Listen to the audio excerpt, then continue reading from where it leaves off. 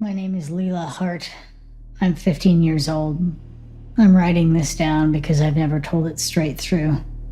I've never told it at all, actually. It's one of those memories that feels older than it should be, like it happened to somebody else and I've just been holding it for them. I can't even tell you how old I was. 4, maybe younger. I'm not being dramatic. I mean it in the boring way. I don't know where it fits on the calendar in my head. I also can't explain it.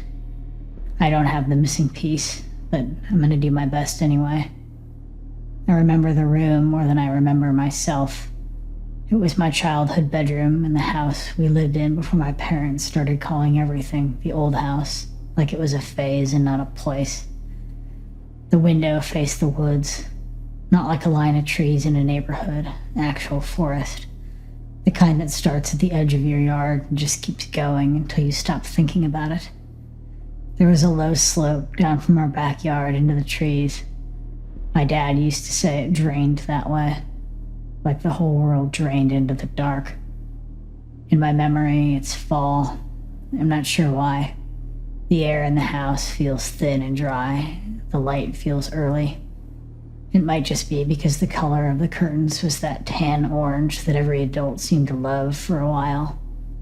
But I also remember my dad smelling like leaves, like he'd been outside earlier and brought it back in on his sleeves. A rule came that night.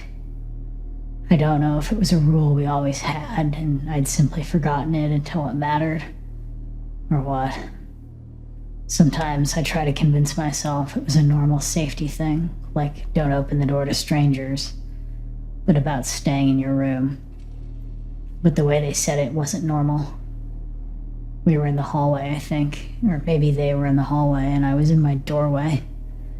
I remember the height of it. I remember looking at their stomachs, their hands, not their faces. If I picture their faces, it goes soft, like someone rubbed it with a thumb. My mom knelt down. I remember that because she didn't do it that often. She wasn't a kneeler. She was always in motion, always halfway to the next thing. But in this memory, she gets down to my level, like she needs me to understand something, and it's not enough just to say it. She said, "You have to stay in your room tonight." My dad was behind her. He had his keys in his hand. That's stupid detail number 1 that I remember. I can even see the keys. I can hear the little click of them shifting because he was squeezing them without thinking. I remember asking why. I don't remember saying it in a scared voice. I think it was just a kid question. Like, why do we have to eat peas?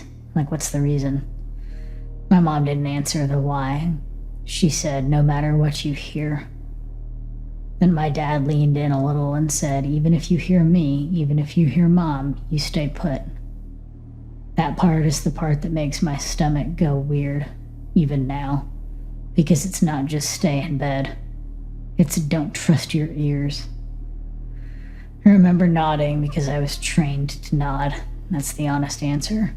When you're that little and an adult is using the voice they use for broken glass, you just comply. You don't argue. Arguing isn't even a full concept yet. You just do what they tell you so the air stops being sharp. My mom said, "Do you understand the rule?" I nodded again. She made me say it out loud. That's another thing that she didn't normally do. Usually she would accept the nod. But that night she said, "Say it." So I said, "I stay in my room." My dad said, "All night." And I said, "All night." My mom kissed my forehead. I remember thinking it was too hard. Not mean, just firm. Like she was trying to leave some kind of stamp. They tucked me in. I had a small lamp on a dresser. I don't remember if it was on or off. I remember my stuffed rabbit being there, but not its name. I know it had a name. I don't know what it was. That's how early all of this was. My dad stood in the doorway for a second longer than usual. He said, "You're safe. You're fine. Just remember the rule." My mom said, "Good night, baby." And then they closed the door most of the way. Not all the way. We didn't do doors all the way shut in that house unless someone was mad or sick. I went to sleep, or I think I did. The next part feels like waking up inside of a dream, which is a phrase people use, but I mean it literally. It's like my body woke up before my mind did. Like I sat up because something tugged me by the spine. I heard a noise. It wasn't a bang, it wasn't a scream. It was the house making a sound that houses make sometimes. A settling creak. A long, slow complaint. Except it happened twice.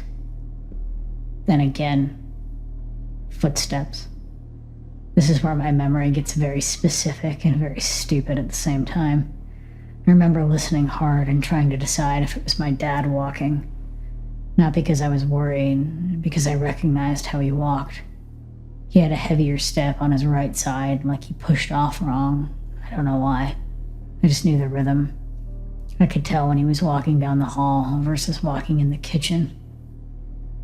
These weren't his steps. These were lighter. They stopped and started, like someone was trying to be careful, but didn't know the house. I remember the exact feeling in my blanket when I pulled it up. It was one of those old, slightly rough blankets that made a little static when you moved. I pulled it up to my chin and then I got annoyed because my chin felt itchy from the fabric. It's not a thing you make up. That's why I know this happened. I slid out of bed. I didn't open my door. I didn't even touch the knob. The rule was already in me like a splinter. But my room had that window, and I remember thinking, if something is happening, I can look outside. Looking isn't the same as leaving. That's kid logic. I crossed to the window and moved the curtain a tiny bit. Outside was dark in that blue-black kind of way, not pure black. There was a little yard light near the back steps. It made a soft yellow circle that didn't reach the tree line. Beyond it was just mass. At first I didn't see anything. Then I saw a faint wobble, a light, but low. Not up at face height like a normal flashlight. It was almost on the ground, sweeping in a controlled way. The flashlight beam was being held down, angled at someone's feet, like they were trying to keep the light from showing. I remember thinking, someone is sneaking. That's the only word I had for it then. Then I realized the outline of the two people moving from the woods toward the house. It was two adults. It was my parents. I knew it was them even from far away because my mom had that particular way of moving, like she was also trying not to scuff her shoes, and my dad's shoulders were wider, and also, this is a detail that's almost embarrassing, I recognized my mom's hair. It was pale in the yard light, like a moving strip. They were wearing light coats, not winter coats, like the kind you put on when it's cool but you don't want to admit it's cold. I remember that because they didn't usually put coats on to go in the backyard. That was a barefoot place in my mind, a safe place. They were coming from the direction of the forest, and while I was watching them, the footsteps inside the house stopped. Not faded, not went upstairs. Stopped, like somebody had paused mid-step. I remember my hand on the curtain. I remember my knuckles were white because I was pulling too hard. I remember my mouth being open and not making noise. And then, this is the gap. I have about 30 seconds missing, maybe more. I don't know. It's not like it goes black in a dramatic way. It's more like someone cut out a strip of film and taped the ends back together. 1 second I'm at the window and everything is sharp. The next I'm not. I'm back in bed. I don't remember waking there or walking over. I don't remember climbing in. I don't remember pulling the blanket up. I remember being in bed with my heart going too fast. I remember the sound of my own breath like I'd been running. I remember holding my rabbit so tight that its ear bent wrong. I stayed still. I didn't cry. That's the part I always expect to be different, like maybe I did cry and just don't remember it. But I remember being very careful with my body, like I was playing dead in a game that I didn't understand. There were noises in the house again. Different ones. The back door, I think. A soft thunk. Then a kind of shuffle. Not normal walking. Like people moving quietly on purpose. A muffled voice. My dad's voice, I think. I couldn't make out the words. I remember trying to force the words to be clear, and they weren't. Then silence. Then a sound I still hate. The faint squeak of someone sitting down on a couch. You don't notice it until you're listening for proof that you're not alone. Time did something weird. I remember thinking it's been a long time, and then thinking it's only been a second. At some point, the hallway light came on under my door.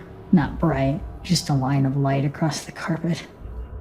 I kept my eyes shut. That was another kid decision. If I kept my eyes shut, I could pretend I'm asleep and I won't have to deal with whatever comes next. The door opened. I could tell because the light changed shape. I could smell my mom. She wore a lotion that night that I associate with cold. I don't know what it was. Something clean and slightly sharp. She leaned over me. "Hey," she whispered. I didn't answer. I pretended to sleep. My dad's voice was right behind her. "She's asleep." My mom said, very quietly, Good job." Then, closer to my ear, like she was talking to the part of me that was awake, she said, "Good job following the rule." My dad said, "Yeah, you did good."